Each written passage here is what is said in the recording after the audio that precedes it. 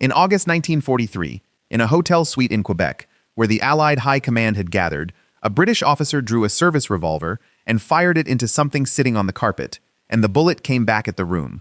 What that demonstration set in motion would be removed from the record so completely that most of the men who fought the war never learned it had happened. The thing on the carpet was a block of ice. And it was not ice. It was water mixed with roughly 14% wood pulp and frozen, a material worked out in a refrigerated meat locker beneath a London market by a biologist who would win a Nobel Prize 20 years later for something unrelated. Ordinary ice shatters when struck.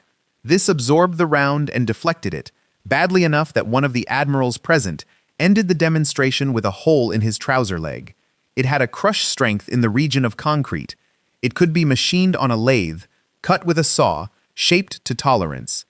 Because wood pulp conducts heat poorly, a block insulated itself and melted many times more slowly than the same volume of ice. It could be manufactured anywhere cold from water and mill waste. And most disturbing of all, in 1943, that made it the only structural material on Earth available in unlimited quantity to a coalition that had run out of steel. The material situation of that war is normally described through production figures. American factories outbuilt everybody, shipyards launched merchant hulls faster than submarines could sink them, and the outcome followed from industrial capacity. That is broadly true, and it is a statement about 1944. Through the middle of 1943, the binding constraint on every Allied plan was steel plate, and the specific thing steel plate was needed for was hulls to replace the ones going to the bottom of the Atlantic. What the suite in Quebec was looking at was a way to build ships out of something that was not steel, and the plan on the table was not a boat. It was an aircraft carrier 2,000 feet long and 300 wide, with hull walls 40 feet thick, displacing something in the region of 2 million tons against the 70,000 of the largest warship then afloat. Torpedo damage would be repaired by pumping in water and letting it freeze. There was no shortage of the raw material, and no competition for it. A prototype was built that summer on a lake in the Canadian Rockies, 60 feet long, 1,000 tons, kept solid through an entire season by a single 1-horsepower motor circulating coolant. It did not collapse. It did not fail a test. Nothing in the program was ever shown not to work. But here is where it stops being an engineering story. The problem the ship existed to solve was the mid-Atlantic gap, the stretch of ocean beyond the reach of land-based aircraft where convoys crossed without air cover. Across the same months the design was being modeled, 3 other things closed that gap. Very long-range patrol aircraft entered service. Small escort carriers arrived in numbers, and the Azores opened to Allied use. By December the gap was shut, the steel shortage had eased, and the program was cancelled. Not because the ship failed, but because the war stopped needing it while nobody was watching. The honest objections are real, and they were raised at the time. Steering a 2-million-ton block was an open question. So was the behavior of the hull in a heavy sea, and the reliability of a refrigeration plant that size under attack. None of those were tested, because the program ended before anyone reached them, and a hypothesis that is never falsified is not the same as one that is confirmed. Some of the engineers involved thought it would never have sailed, but what is not in dispute is the material, the demonstration, or the fact that the prototype survived a Canadian summer. What went with it was not the ship. Pykrete is a cheap, tough, self-insulating structural material that can be made from water and waste pulp anywhere the temperature allows, and after 1943, essentially nobody worked on it again. It had been developed for one purpose by a coalition with unlimited motivation, and when the purpose evaporated, the material went with it, unstudied, into a footnote. The prototype was never dismantled. It was allowed to melt through the following year, and its remains went to the bottom of the lake, where the timber frame and the collapsed cooling pipes still lie in about 100 feet of cold water inside a national park. Divers visit. There is a plaque. Tourists paddle over it in summer without knowing what is underneath them, and the substance the whole thing was made of, which no bullet could break, is the one part that did not survive. Number 2. The thing on the table.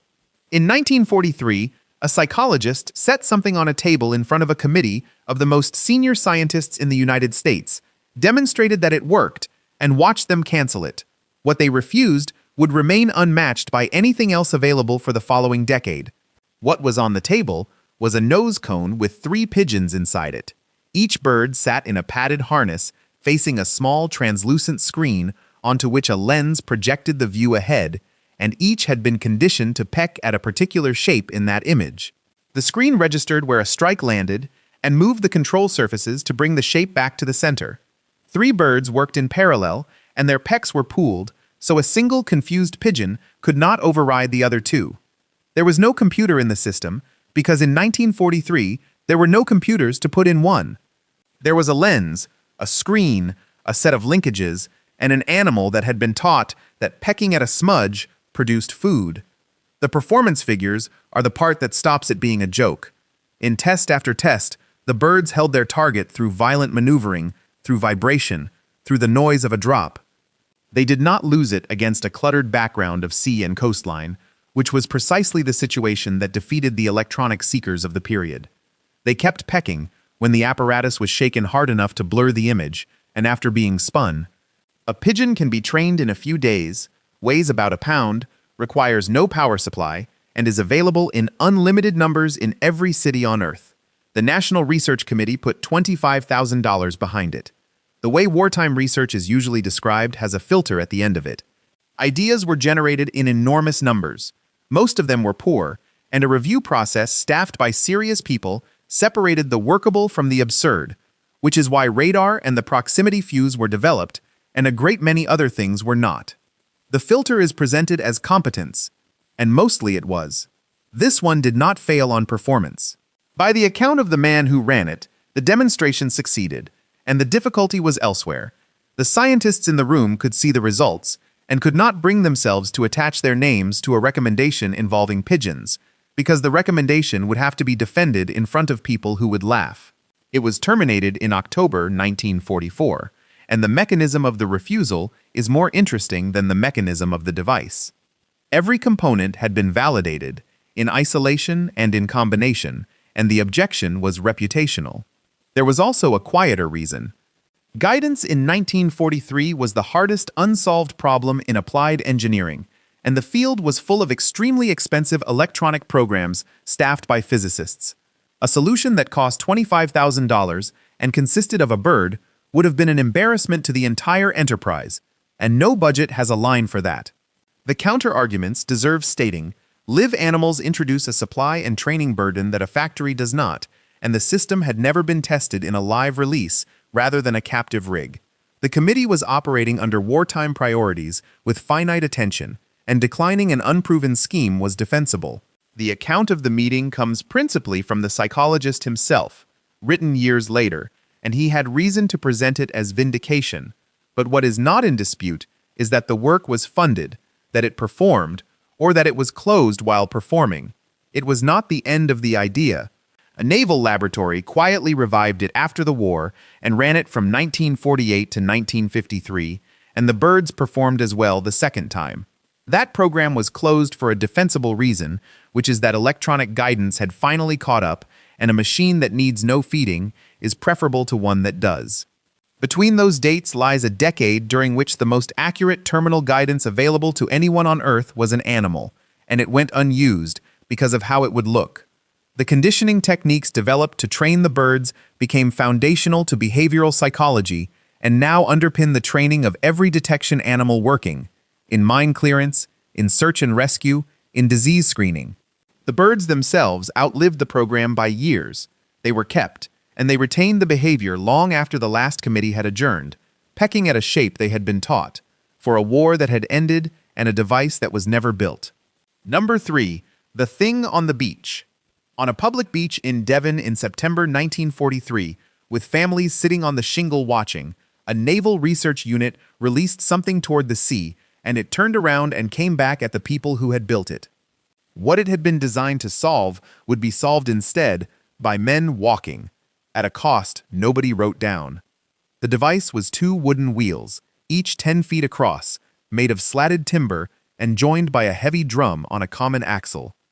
Around the rim of each wheel was a set of solid fuel rockets, angled so that when they fired, the wheels would spin and the whole assembly would accelerate up a beach at something like 60 miles an hour, cross whatever was in its way, and deliver the drum against a seawall.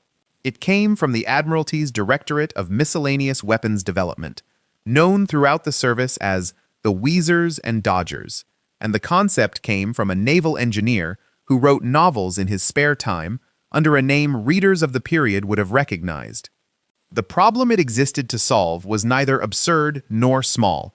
The Atlantic Wall was a continuous belt of concrete along the coast of occupied Europe, and the invasion everybody knew was coming would have to breach it under fire, in daylight, in minutes. Every method available for putting a large charge against a seawall required men to carry it there. A rocket-driven wheel required nobody. It could be released from a landing craft offshore, it would cross the beach faster than a man can run, and if it was destroyed on the way, the loss was timber and rocket motors. The reasoning is sound. The engineering is sound. The received account of this episode is that it was a ridiculous idea that failed comically and was abandoned once the laughter died down, and the record shows something less comfortable. It was not abandoned because it was ridiculous.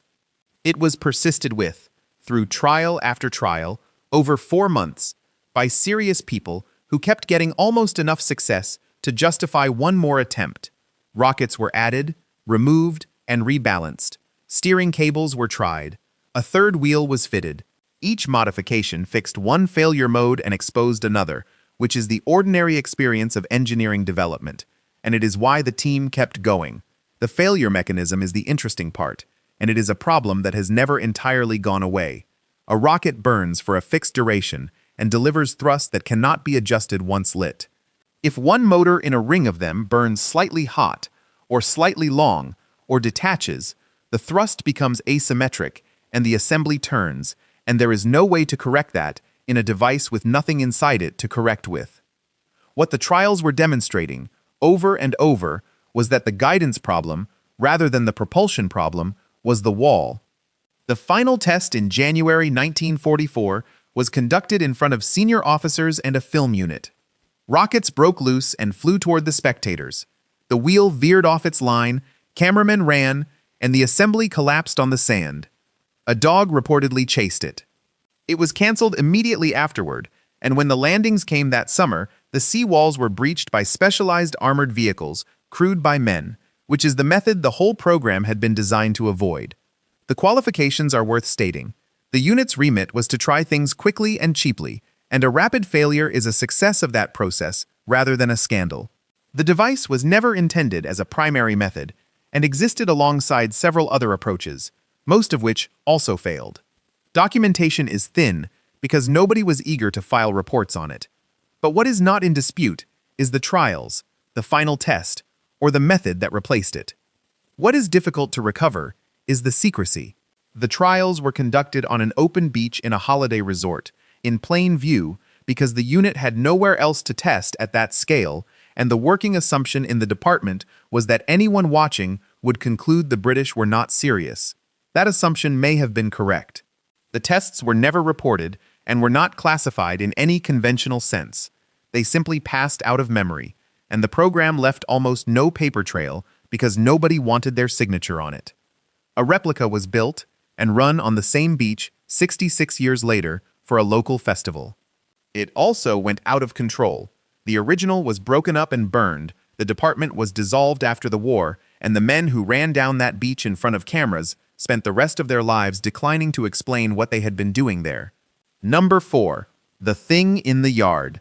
In a yard in Connecticut in March 1947, a demolition crew swung a wrecking ball into something the United States Navy had ordered destroyed, and the ball came off it. What was inside would be pursued again for the next 60 years, at a cost running into tens of billions. The thing in the yard was an aircraft, and the shape is what everybody remembers.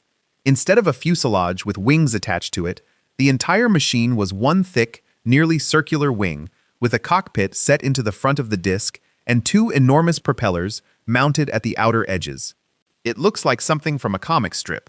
The idea behind it came from an aeronautical engineer working the problem of what limits an aircraft's slow-speed handling, who had concluded that the answer was the vortex spilling off the end of a wing and destroying lift as speed falls away. His solution was to put a large propeller at each wingtip, turning against the direction of that vortex and canceling it. The performance that produced is still difficult to accept. The proof-of-concept machine, flying from late 1942, remained controllable at airspeeds around 20 miles an hour. It could be held nose up, almost stationary, in a moderate headwind. It could take off in a few dozen feet, and because the same wing was thick and low in drag at speed, the production design was projected to run from something close to a hover to well over 400 miles an hour in one airframe, which is a speed range no other aircraft of the era approached. The standard account is that this was an oddity that never worked and was canceled because it could not be made to fly. It flew nearly 200 times.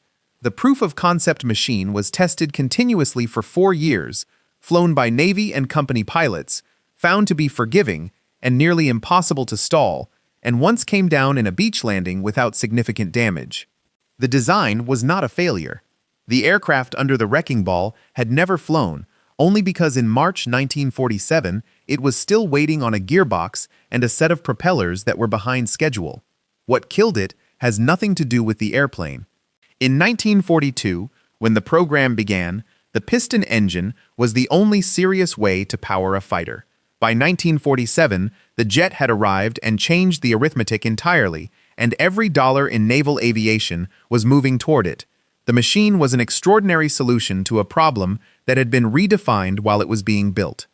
Its low-speed capability was genuinely unmatched, but the requirement it answered, a fighter that could operate from very small decks, was being met from another direction. Under the disposal rules of the time, government-funded prototypes that were not retained had to be scrapped rather than stored. The objections are fair. It had not flown, so its full-power behavior was projected rather than demonstrated, and the gearbox driving 2 large propellers through long shafts was the least proven part of the design. Contra-rotating tip propellers introduce vibration and control problems at high power that the small proof-of-concept machine never encountered. And a service that had just watched the jet transform combat aviation had reason to consolidate. But what is not in dispute is the 200 flights, the handling, or the fact that the second aircraft was complete and waiting. The capability it demonstrated, a machine that can hover and also cruise fast, is the capability aviation has chased ever since, through decades of tilt-rotor and lift-fan development, at a cost in money and in lives that is a matter of public record. This was a different route to the same destination. It was tested, and it was thrown away at the moment jets made everything piston-driven look finished. Whether it would have scaled is unknown, because the machine that would have answered the question was the one under the ball. The proof-of-concept aircraft survived because it was already in a museum collection and outside the disposal order. It is on display in Texas, restored, standing on its tail with both propellers fitted.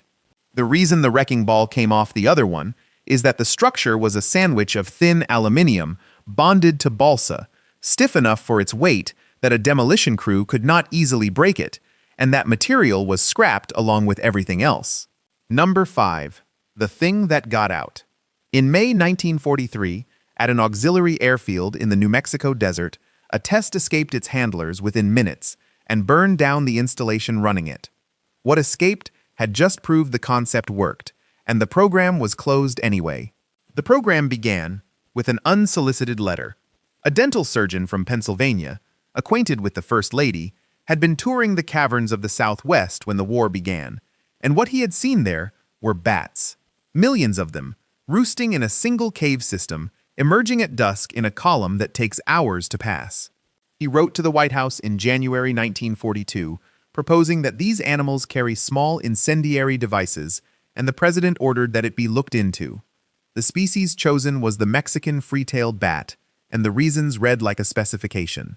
It occurs in colonies numbering in the millions, so supply is effectively unlimited. It can carry more than its own body weight in flight. It navigates in complete darkness. It hibernates when chilled, which means a population can be put into a dormant state, transported and revived by warming. And its instinct on release in daylight is to find the darkest enclosed space available and roost in it, which in a city of that period meant the eaves and attics of wooden buildings. Every one of those behaviors was verified. The standard account of the BAT program is that it was a piece of desperate wartime lunacy that never got anywhere, It got a great deal further than that. The animals performed as predicted in test after test. The delivery method was refined through several iterations, and the incident that destroyed the airfield is itself the proof, because what burned was a demonstration of exactly the capability the program had promised, conducted accidentally on its own side. The program was not canceled for failing. It was canceled in 1944 on a timetable argument. It would not be ready for operational use until the middle of the following year, and another program then in progress was expected to be ready sooner and to end the war by itself. The mechanism of the failure at the airfield explains both the promise and the problem. The system depended on a chain of biological behaviors happening in the right order, and the chain has no override in it. Chilling the animals into dormancy is reversible, and the timing of the revival depends on ambient temperature, on how deeply they were cooled, and on the individual animal. On that afternoon, a number of them warmed and woke earlier than the schedule allowed for, and did precisely what the program had established they would do, which was to fly to the nearest dark enclosed space and roost. The nearest dark enclosed spaces were the buildings of the airfield. A weapon that relies on an animal's instinct will express that instinct wherever the animal happens to be, and there is no method of recall. That is not a fixable defect. It is the operating principle running in the wrong direction. There are 5 more of these, and the last one ends with a man burning his own drawings on the instruction of the government that had commissioned them. Subscribe now, and stay for it. There is a quieter horror underneath the farce, and it is a matter of scale. The plans drawn up involved releasing very large numbers of these animals over dense urban areas built largely of wood and paper, with the intention of starting many thousands of small fires simultaneously across an entire city rather than a few large ones. On the evidence of the tests, it would probably have worked. It was abandoned in favor of an approach expected sooner, and the cities in question burned anyway, by other means, in numbers that make the comparison difficult to hold. The program left almost nothing behind. The site was rebuilt, the animals were released, the files were closed, and the men who had spent 2 years on it went to other work and did not discuss it. What survives is a short paper trail, a handful of photographs, and the fire report from the airfield, which is the only official document in the entire file describing the system working as intended. Number 6. The Thing on the Trestles. In April 1945, American troops moving through a factory town in central Germany opened a manufacturing hall and found something standing on trestles that had no counterpart in any Allied inventory. It would spend the next 50 years in crates, while the problem it had solved was solved again from nothing. The object was an aircraft, and it was the work of 2 brothers who were not aeronautical engineers by training, but glider pilots and self-taught designers. Its shape is the whole story. It has no fuselage and no tail. It is a single swept wing built around a welded steel tube frame with plywood skins bonded over it, with a small cockpit blister set into the leading center section and 2 jet engines buried inside the wing so that nothing projects into the airflow. Seen from above, it is a shallow triangle. Seen from the front, it is almost nothing at all. The performance the layout produced was extraordinary for the period, because a wing with no fuselage and no tail carries far less drag, and the projected figures put the aircraft around 600 miles an hour, with a range well beyond anything comparable then flying.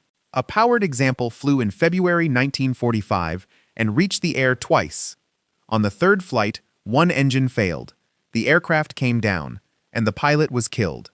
Within weeks, the factory holding the next airframe was overrun. The version of this aircraft that circulates now is that it was the world's first stealth aircraft, deliberately shaped and coded to defeat radar, decades ahead of its time, and suppressed after the war. That claim comes largely from one of the brothers, writing long afterward, who said charcoal had been mixed into the glue to absorb radar energy. No wartime document supports the intent.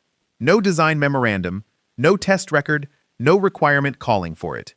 In 2008, an American aerospace company built a full-scale replica and measured its radar reflectivity, and the finding was modest and specific. The shape does reduce returns compared with a conventional fighter of the same period by something in the region of a fifth, and against the early warning radar of the day, that translates to a meaningfully shortened warning time when approaching at high speed. It is a real effect. It is also very largely a consequence of having no tail, no fuselage, and no engine nacelles, which is to say, a side effect of building an efficient flying wing rather than the purpose of it. What is not in dispute is the aerodynamics, and that is the part that actually went missing. The tailless flying wing is hard for reasons that are not obvious. Removing the tail removes the surfaces that provide stability in yaw, and a swept wing with no fin has a natural tendency to wander and then to enter an oscillation a pilot cannot easily counter. The brothers addressed it with careful span-wise twist and with drag rudders that open on the outer wing to pull one side back. It works. The margins are narrow, and the honest assessment is that the aircraft would have been demanding to fly and probably unforgiving. The same problem defeated an American flying wing program a few years later, which produced excellent aircraft that could not be held steady enough to aim, and the entire configuration was set aside for 30 years until digital flight control arrived and made the instability irrelevant.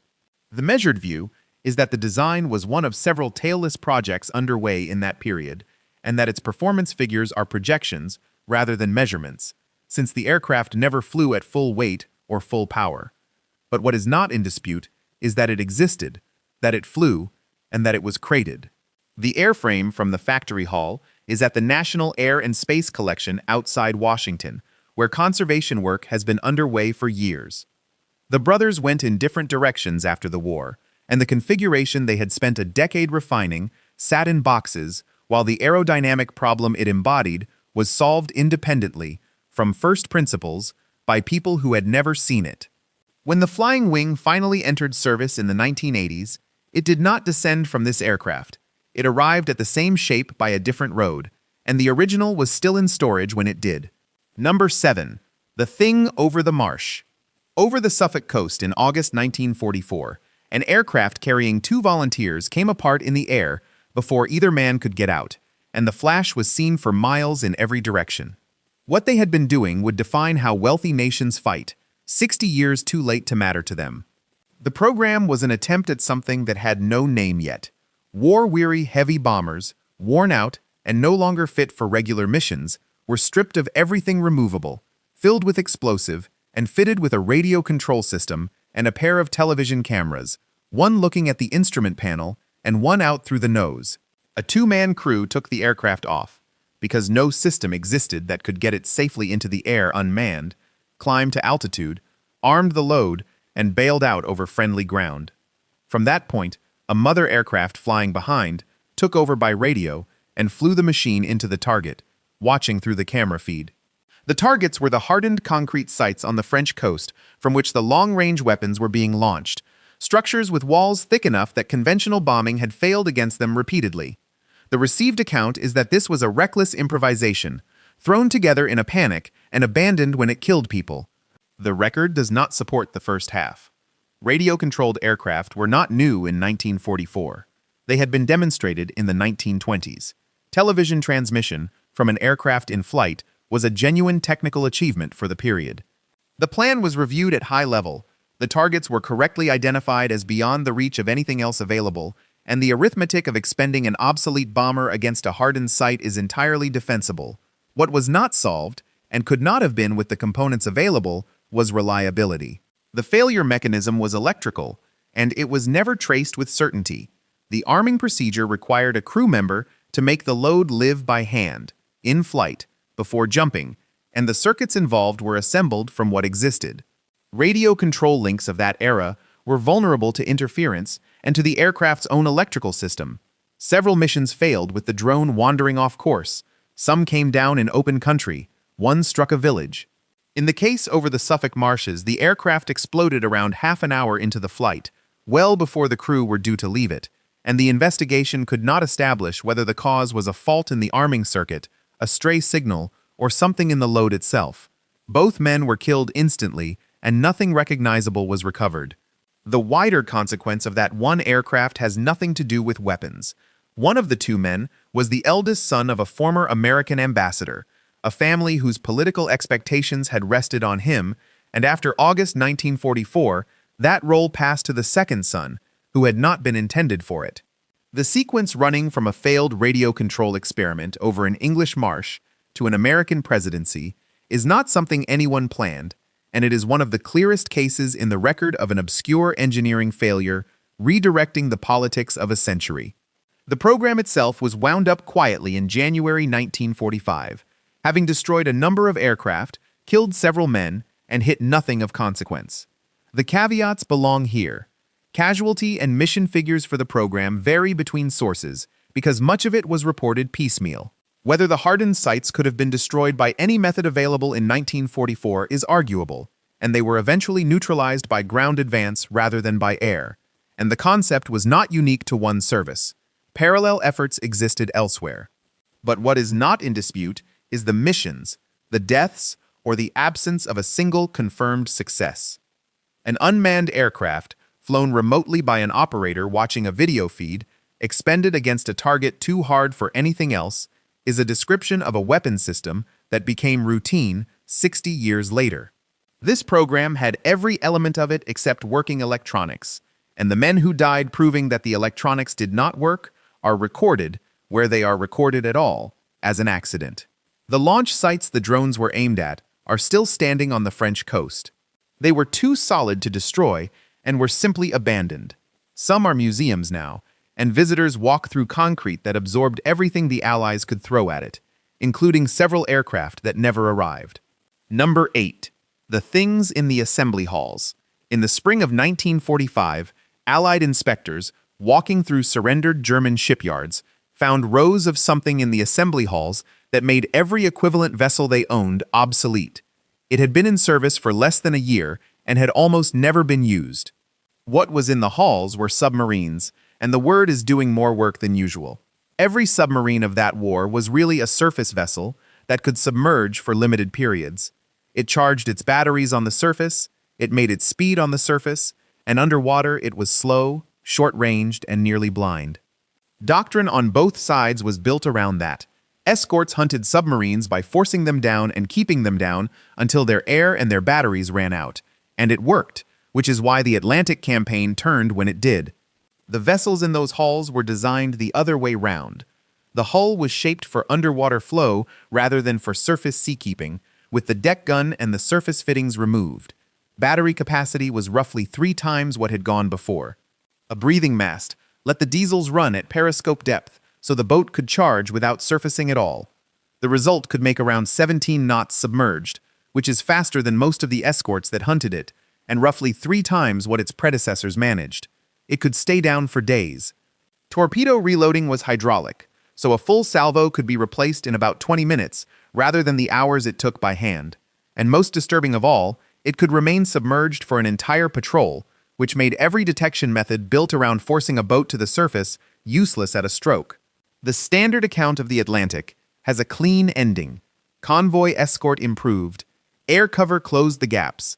Code-breaking routed convoys around the wolf packs. And by mid-1943, the submarine threat had been broken and stayed broken. That is accurate as a description of what happened, and it is a description of a contest between one generation of technology and its counter. The vessels in the assembly halls were the next generation, and they had been designed specifically to defeat everything the escorts had learned. The reason they did not matter is production. The design was approved late, and it was built by a method new to shipbuilding. Hull sections fabricated at inland factories, moved by canal, and assembled at the yards, which was intended to accelerate output enormously, and instead introduced faults that had to be found and fixed at the assembly stage. Around 118 were completed. 2 sailed on operational patrols. One of those made contact with a British force, closed to firing range undetected, held the position, and did not fire, because the ceasefire had come into effect. That is the entire combat record of a vessel that had made the existing anti-submarine apparatus obsolete. What happened afterward is the part that belongs on this list. The surviving boats were divided among the Allies, and every navy that received one studied it closely. The hull form, the battery arrangement, and the submerged endurance philosophy went directly into post-war design on both sides of the Cold War, into American conversion programs, and into the Soviet classes built in the following decade. The submarine as it exists now, a vessel that lives underwater and surfaces only to enter harbor, descends from a design completed too late to be used by the people who built it. The qualifications are appropriate. The boats had real defects, including hull and snorkel problems that took years to resolve, and the operational record is too thin to establish what they would have achieved. Counterfactual claims about the Atlantic campaign are unprovable, and Allied anti-submarine technology was itself advancing rapidly. But what is not in dispute is the design, the production figures, or the two patrols.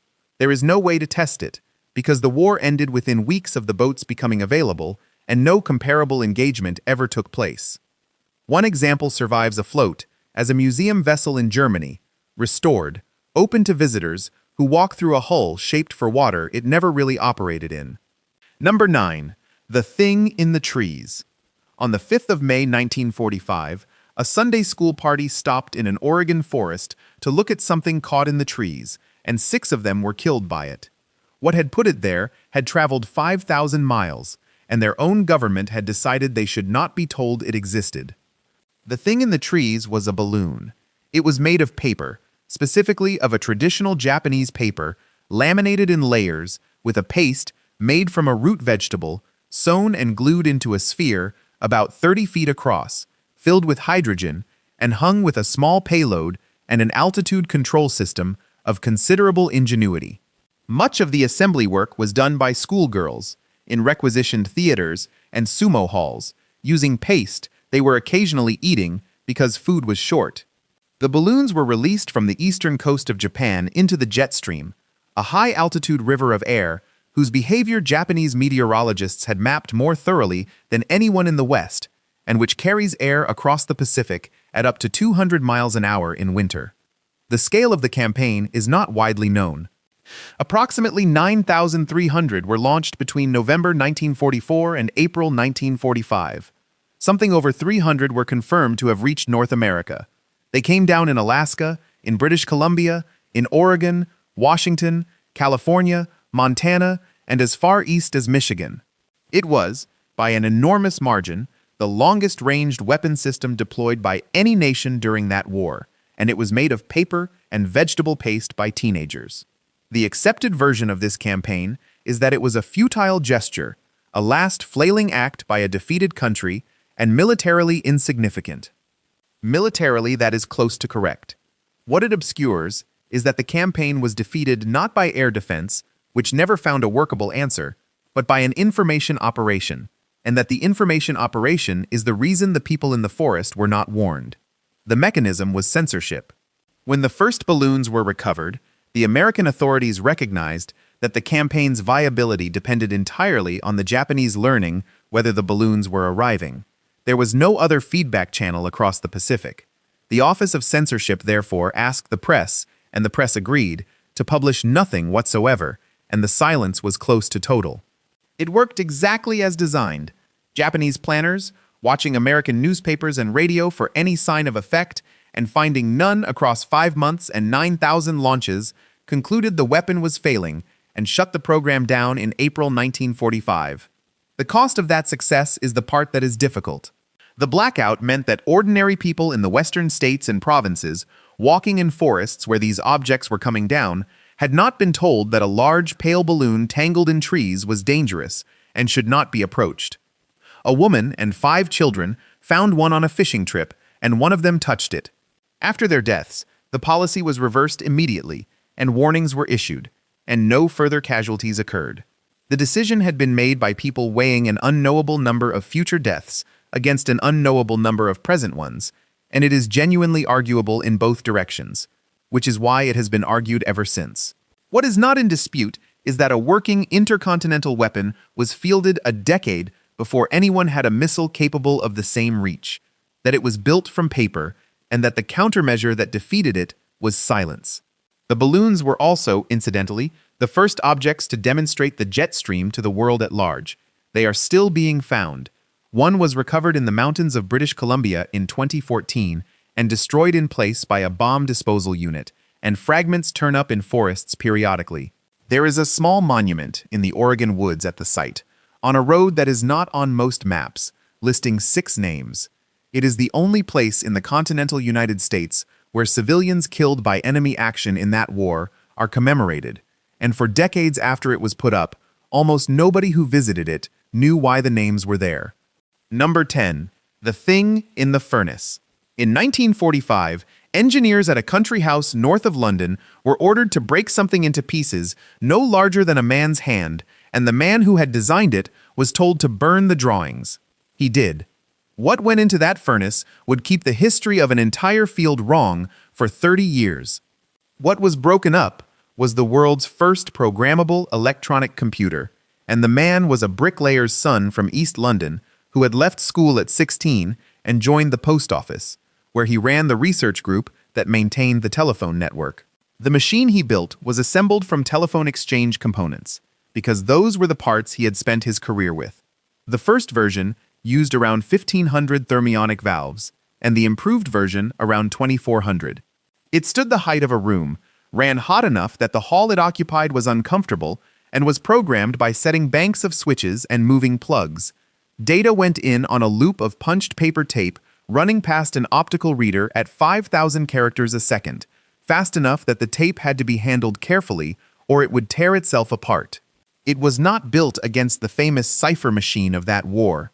It was built against a different and far more secret system, the teleprinter cipher carrying traffic between the German High Command and its Army Group commanders, which meant strategic material of a completely different order. The story most people know is that the first electronic computer was built in the United States and unveiled in 1946, and that British wartime code breaking was a matter of clever mathematics done by hand. The first machine was operational in February 1944. The improved version ran from the 1st of June that year, days before the Normandy landings, and by the end of the war, 10 of them were running around the clock. The American machine was announced 18 months after the first of these was already working, and the record was not corrected for 3 decades because the correction was classified. The reason it worked at all is a piece of engineering judgment that everyone senior disagreed with. The accepted wisdom was that valves were unreliable and that a machine containing more than a few hundred would fail constantly. He knew from the telephone network that valves fail mostly when they are switched on and off, as the heating and cooling stresses them, and that a valve left running continuously will run for years. So he designed a machine that was never turned off. That single insight, drawn from maintaining telephone exchanges rather than from any theory, is what made large-scale electronics practical, and he could not persuade anyone of it in advance. He was refused funding and built much of the first machine with his own money. What was destroyed in 1945 was not only hardware. 2 machines were kept back and used into the 1960s. The rest were dismantled, and with them went the drawings, the notes, and any possibility of the people who had built them explaining what they had learned. He returned to the post office and spent his career there. He applied for a loan to build a computer commercially and was turned down by a bank on the grounds that what he proposed could not work, and he was not permitted to explain that he had already done it and that 10 of them had run for a year. The honest qualification is that the machine was special purpose rather than a stored program computer in the modern sense, and the machines that followed elsewhere took a different and more general architecture. It did not sit in a direct line of descent to the modern computer in the way a founding myth would want, but it was programmable, electronic, digital, and operational, and it was first by 18 months, and the people who built the successors were not permitted to know it existed. Britain had a 2-year lead in electronic computing in 1945 and kept it secret so thoroughly that its own engineers could not use it, and by the time the secrecy lifted, the industry it might have built existed somewhere else. The blueprints were burned, but the memory was not, and a rebuilding project begun in the 1990s reconstructed a working machine from photographs, fragments, and the recollections of surviving engineers. It runs today in the museum on the site, reading its tape at speed, in a room people walk through on the way to somewhere else. He lived long enough to see the beginning of it, and died in 1998. He never received a share of what followed, and the machine that every device now in your hand is descended from was smashed with hammers by men who had signed papers forbidding them to say why.